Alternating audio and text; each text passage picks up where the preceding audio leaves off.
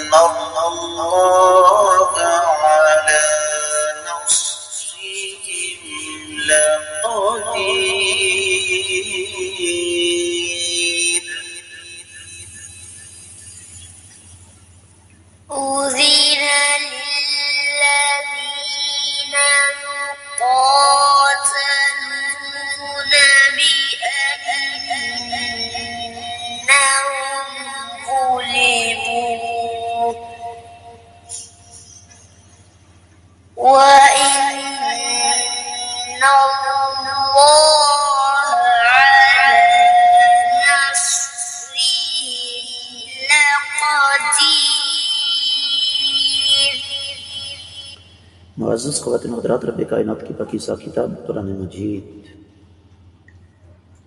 مجید کا یہ پارہ ہے 17۔ سورہ مبارکہ کا نام الحج، اور اس سورہ مبارکہ کی آیت ہے 39، جو ہم نے کل شروع کی تھی سابقہ سبق میں، لیکن وقت کی قلت کے باعث ہم صرف تفسیر ابن کثیر تک محدود رہے۔ آج ہم دیگر کتب تفسیر کی روشنی میں اس کا جائزہ لیں گے، لیکن اس سے پہلے اس کا بامحاورہ ترجمہ۔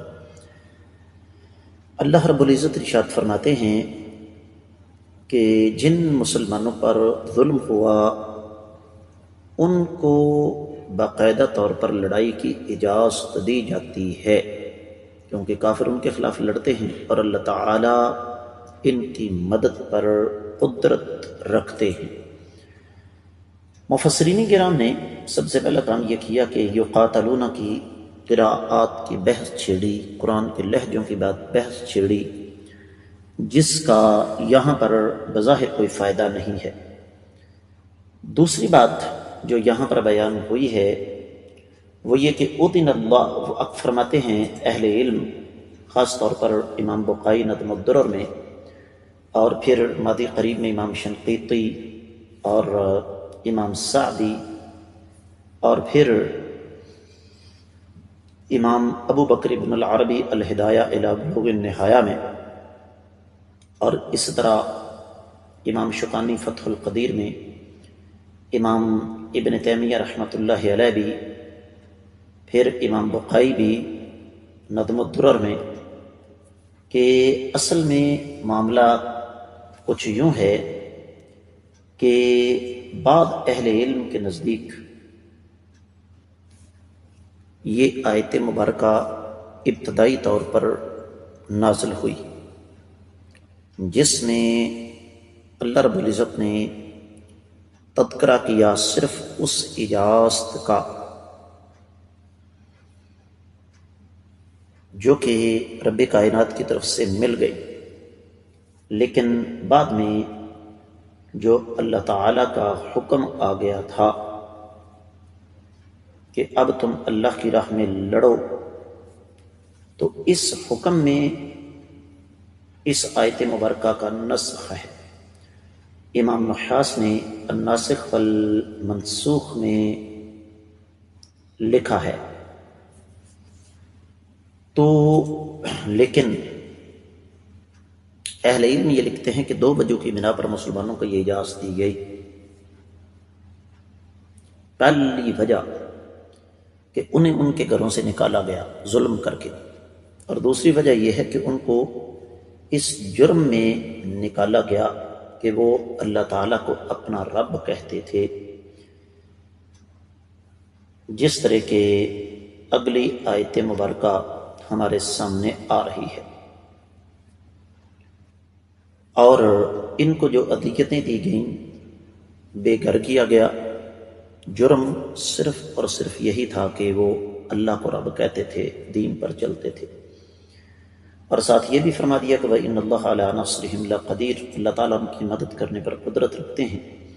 اس ٹکڑے کی تفسیر کرتے ہوئے مفسرین کرام نے یہ لکھا ہے کہ رب کائنات کے لیے مشکل کام نہیں تھا کہ اللہ تعالیٰ بغیر لڑائی کے مسلمانوں کی مدد کرتے۔ جس سیلاب نے نوح علیہ السلام کی قوم کو تباہ کیا وہ آج بھی آ سکتا ہے، پتھروں کی بارش جو لوط علیہ السلام کی قوم پر ہوئی وہ آج بھی کافروں پر ہو سکتی ہے۔ جس آندھی نے سابقہ اقوام میں سے ایک قوم کو تباہ و برباد کر دیا، وہ آندھی آج بھی آ سکتی ہے علی حد القیاس۔ لیکن اللہ تعالیٰ فرماتے ہیں کہ اصل بات کچھ اور ہے، اور وہ یہ ہے کہ میں اس کے ذریعے تمہارے ایمان کی آزمائش اور امتحان بھی کرنا چاہتا ہوں۔ اصل بات یہ ہے معزز خواتین و حضرات کہ انسانی زندگی کی سب سے بنیادی ضرورت امن، سلامتی، سیکورٹی، اور اگر امن اور سلامتی نہ ہو تو انسان دین کا کام بھی کما حق ہو نہیں کر سکتا، جس کا سب سے بڑا ثبوت یہ ہے کہ جہاں تک بھی میری آواز جا رہی ہے، اگر آپ کو یہ یقین ہو، بلکہ یہ یقین نہ ہو کہ آپ جہاں بھی بیٹھے ہیں آپ چین کے ساتھ بیٹھے ہوئے ہیں، تو آپ کبھی بھی میری اس آواز کو اطمینان کے ساتھ نہیں سماعت فرما سکتے۔ حج ایک بڑی اہم عبادت ہے، اور جب حج کا سفر ہی مفروض نہیں ہے تو پھر انسان مطمئن ہو کر حج کیسے کر سکتا ہے؟ پھر اسی طریقے سے نماز بھی اسلام کا رکن ہے۔ آپ نماز پڑھ رہے ہیں، کوئی آپ کو تنگ کرتا ہے، آپ نماز اطمینان کے ساتھ نہیں پڑھ سکتے۔ تو حکم تو باقاعدہ قتال کا بہت بعد میں آیا۔ سورۃ البقرہ 216 آیت مبارکہ ہے، کتب علیکم القتال، تم پر اللہ کی راہ میں لڑنا فرض کیا گیا ہے۔ یہ حکم جو ہے، جیسے میں نے اوپر عرض کیا، یہ پہلے آیا تھا، اور یہ شروع میں مسلمانوں کو تو خیر اس بات کی اجازت نہیں تھی، بلکہ یہی تھا کہ کفوا ایدیکم واقیموا الصلاۃ وآتوا الزکاۃ، کہ اپنے ہاتھوں کو روکے رکھو، نماز قائم کرو، اور اللہ تعالیٰ کی راہ میں مال خرچ کرو۔ تو جب کفار کی طرف سے آنے والی اذیتیں ایک خاص حد سے آگے چلی گئی، آقا علیہ الصلوۃ والسلام مدینہ پہنچ گئے، تو رب کائنات نے یہ حکم عطا فرما دیا۔ اہل علم یہ فرماتے ہیں کہ یہ حکم ایسے نہیں آیا، بلکہ اس کے بہت سارے مقاصد ہیں۔ مثلا سب سے پہلا مقصد آزمائش ہے، اور دوسرا مقصد کیا ہے کہ اللہ رب العزت اس کے ذریعے تمہارے ایمان کو مضبوط کرنا چاہتے ہیں۔ تیسرا مقصد وَلِيَعْلَمَ اللَّهُ الَّذِينَ آمَنُوا وَيَتَّخِذَ مِنكُمْ شُهَدَاءَ، تمہیں گواہ بنانا چاہتے ہیں۔ اور چوتھا مقصد تمہارے اعمال کو مزید آگے بڑھانا چاہتے ہیں۔ اہل علم یہ فرماتے ہیں کہ جہاد 3 مرحلوں میں ہے۔ سب سے پہلے یہ مرحلہ جہاں پر صرف ایک اجازت تھی، وہ بھی آگے جا کر بتا دیا اللہ رب العزت نے کہ اندھا، لنگڑا، بیمار، کمزور، سفر کرنے سے عاجز اور ناتجربہ کار انسان مسلمان اس سے مستثنا ہے۔ سورۃ الفتح آگے آ رہی ہے، 17ویں آیت مبارکہ ہے وَلَا عَلَى الْأَعْرَجِ حَرَجٌ وَلَا عَلَى الْمَرِيضِ حَرَجٌ۔ اور سورہ توبہ میں اللہ فرماتا ہے لَيْسَ عَلَى الضُّعَفَاءِ وَلَا عَلَى الْمَرْضَى وَلَا عَلَى الَّذِينَ لَا يَجِدُونَ مَا يُنْفِقُونَ حَرَجٌ إِذَا نَصَحُوا لِلَّهِ وَرَسُولِهِ۔ یہ 91ویں آیت مبارکہ ہے۔ دوسرا مرحلہ ہے کہ جو تمہارے خلاف لڑے تم بھی اس کے خلاف لڑو۔ اس کی پھر اہل علم نے 3 شرطیں لگائی۔ پہلی کہ وہ لڑائی صرف خالصتاً اللہ کی رضا کے لیے ہو، عصبیت کے لیے اور حمیت کے لیے، بہادری کا جوہر دکھانے کے لیے نہیں، بلکہ صرف اور صرف اسلام کی دعوت کو پھیلانے کے لیے۔ دوسری شرط یہ ہے جو ہمارے خلاف نہیں لڑے ہم اس کے خلاف نہیں لڑیں گے، جیسے خواتین ہیں، بچے ہیں، بوڑھے ہیں، لیکن اگر کفار کے بچے اور بوڑھے اور خواتین میدان میں آ جائیں گی پھر ان کی بھی خیر نہیں۔ تیسری شرط یہ ہے کہ دشمن پر زیادتی نہ کی جائے۔ یہ بڑا اہم نقطہ ہے۔ کفار کا تو یہ وطیرہ ہے نا کہ وہ کیا خواتین، کیا بچے، کیا فصلیں، کیا کھیتیاں، کیا باغات، کیا مساجد، کیا عبادت گاہیں، سب کچھ تباہ کرتے ہیں۔ اللہ فرماتے ہیں وَقَاتِلُوا فِي سَبِيلِ اللَّهِ الَّذِينَ يُقَاتِلُونَكُمْ وَلَا تَعْتَدُوا إِنَّ اللَّهَ لَا يُحِبُّ الْمُعْتَدِينَ۔ سورۃ البقرہ کی 190ویں آیت مبارکہ ہے۔ اللہ کی راہ میں ان ظالموں کے خلاف لڑو جو تمہارے خلاف لڑتے ہیں، اور حد سے تجاوز نہ کرو، اللہ تعالیٰ حد سے تجاوز کرنے والوں کو پسند نہیں فرماتے۔ تیسرا مرحلہ آتا ہے جو بد نصیب انسان غیر مسلم ہو اور اسلام کی دعوت کی راہ میں رکاوٹیں کھڑی کرے۔ اللہ فرماتے ہیں وَقَاتِلُوا الْمُشْرِكِينَ كَافَّةً كَمَا يُقَاتِلُونَكُمْ كَافَّةً۔ سورہ توبہ کی 36ویں آیت مبارکہ ہے۔ اور آگے جا کر فرمایا فَاقْتُلُوا الْمُشْرِكِينَ حَيْثُ وَجَدتُّمُوهُمْ، کہ جب جہاں بھی تم مشرکین کو پاؤ وہاں پر ان کا قمع کر دو۔ تو یہ بات تھی مشرکین کی۔ جہاں تک اہل کتاب کا تعلق ہے اللہ نے اس کا بھی اصول سورہ توبہ میں بیان فرما دیا قاتلوا الذين لا يؤمنون بالله ولا باليوم الآخر ولا يحرمون ما حرم الله ورسوله ولا يدينون دين الحق من الذين أوتوا الكتاب حتى يعطوا الجزية عن يد وهم صاغرون۔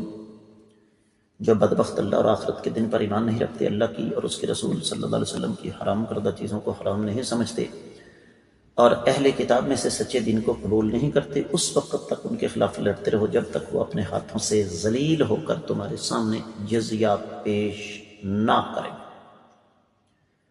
تو معزز خواتین و حضرات، اصل چیز یہی ہے کہ ہمارے ہاں جو ایک تصور پایا جاتا ہے نا کہ جہاد و قتال اندھے کی لاٹھی ہے، جیسے مردی جہاں مردی اس کو گھما دیا جائے، یہ بات بالکل بے اساس، بے بنیاد اور غلط ہے۔ جہاد و قتال کے باقاعدہ طور پر اسلام نے اصول بیان فرمائے، اس کی مبادیات بیان فرمائی، اس کے مقاصد رب کائنات نے ہمارے سامنے رکھے، اور اس کے پھر مختلف مراحل ہیں۔ یہ میں جو کچھ آپ کی خدمت میں عرض کر رہا ہوں مختلف تفاسیر کا خلاصہ ہے۔ تو اس آیت مبارکہ سے ہمیں جو سبق ملا بنیادی طور پر وہ یہ ہے کہ اسلام امن کا دین ضرور ہے، لیکن امن کا مطلب یہ نہیں ہے کہ کافر ایک تھپڑ مارے ہیں تم دوسرا گال بھی آگے کر دلو جی دوسری طرف بھی مار لو۔ نہیں، اسلام یہ کہتا ہے کہ اپنی اصلاح کرو، ایمان مضبوط کرو، پھر لوگوں کو دعوت دو۔ اگر دعوت کی راہ میں یہ بدبخت رکاوٹ بنتے ہیں تو پھر میدان میں اتر کر ان کا مقابلہ کرو۔ اس کے ساتھ ہی اس آیت مبارکہ کی مختصر تفسیر مکمل ہوتی ہے۔ میری دعا ہے کہ اللہ رب العزت جہاں تک میری آواز جا رہی ہے آپ سب کو دین والی، ایمان والی لمبی عمر عطا فرمائے، دین اسلام پر عمل کرنے کی توفیق عطا فرمائے۔ ان ویڈیوز کو آگے نشر کرنا یہ آپ کی ذمہ داری ہے۔ اگر آپ نے ابھی تک میرے چینل کو سبسکرائب نہیں کیا تو ضرور کیجیے، ساتھ لگے گھنٹی کے بٹن کو دبائیے تاکہ تازہ ترین اسباق آپ کو بر وقت ملتے رہیں۔ فرقہ واریت سے بالا تر خالصتاً قرآن و سنت کی بنیاد پر ترتیب دیا گیا یہ چینل الحمدللہ عقیدہ عبادات معاملات کے حوالے سے آپ کی رہنمائی کر رہا ہے، اور جہاں پر آپ کو بلا ناگہ قرآن و حدیث کے اسباق، جمعے کے خطبات، مختلف موضوعات پر دروس اور آپ کی طرف سے آنے والے اہم سوالوں کے جواب ملیں گے۔ کمنٹ سیکشن میں اپنی قیمتی خیالات کا اظہار کرنا نہ بھولیے گا۔ اس کے ساتھ ہی آج کے سبق سے اجازت دیجیے۔ السلام علیکم ورحمۃ اللہ وبرکاتہ۔